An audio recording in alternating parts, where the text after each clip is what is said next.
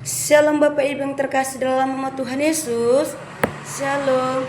Baiklah, sebelum kita mendengarkan firman Tuhan, mari kita satukan hati kita berdoa.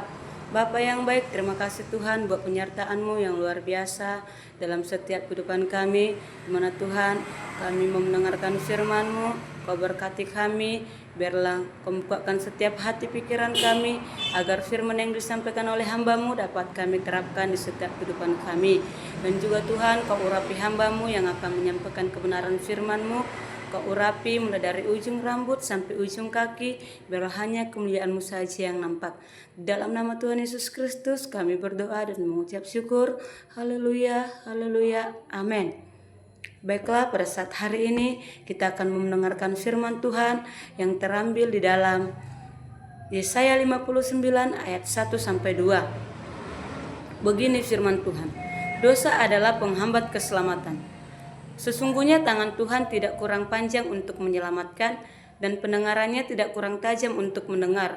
Tetapi yang merupakan pemisah antara kamu dan Allahmu ialah segala kejahatanmu, dan yang membuat dia menyembunyikan diri terhadap kamu sehingga ia tidak mendengar ialah segala dosamu. Jadi tema kita pada saat hari ini adalah removing sins that hinder revival, yang artinya membuang dosa penghambat revival. Many people think God is far away when prayers are not answered and leave place dry. However, God's how comes that the problem is not thanks God had. He's not strong enough, but rather that sense. His hand habitual sense crans, I gaps, between gulci, humas, and a holy gods. Ada 3 dampak yang membuang dosa penghambat revival. There are 3 impacts. Number 1, we shall worship Jesus, yang artinya kita masih bisa beribadah kepada Tuhan. Number 2, we shall serve Jesus, yang artinya kita masih bisa melayani Tuhan. Number 3, we shall look spiritual, yang artinya kita masih bisa terlihat rohani.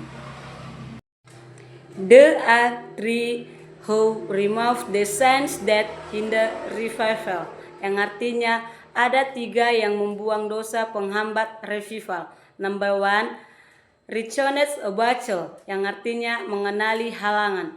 What separates you from your God is evil, contained in the book Isaiah 59 verse 2a. Science is a contained of the heart, the does not submit to God. Have sense and false of the glory of God found in contained in the book Romans 3 verse 23. Number 2, admit the violation, yang artinya mengakui pelanggaran. At what makes him hid himself from you so the he does not have is your sense contained in the books Isaiah 59 verse 2b. Why his confession improper? Because unselfish sense will introduce division. Admitting a violation means coming to God with defensive with additional executive with the sense, but just saying God is my fall and that point the healing begins to flow. Number 3, get rid of evil, yang artinya menyingkirkan kejahatan. But what separates you from your God is evil, and what makes him hide himself from you so that he does not have is your sense. Contained in the book Isaiah 59 verse 1 to 2. Reps makes turning roads not just reaching but stopping change and living Since this theory man's relationship with God sin makes praise feel unsafe. A relationship with God requires repentance and a change of life, which means it is not God's who is moved but sin that makes humans from God's consultation about getting rid of sins that hinder revival, yang artinya ada beberapa kesimpulan tentang membuang dosa penghambat revival.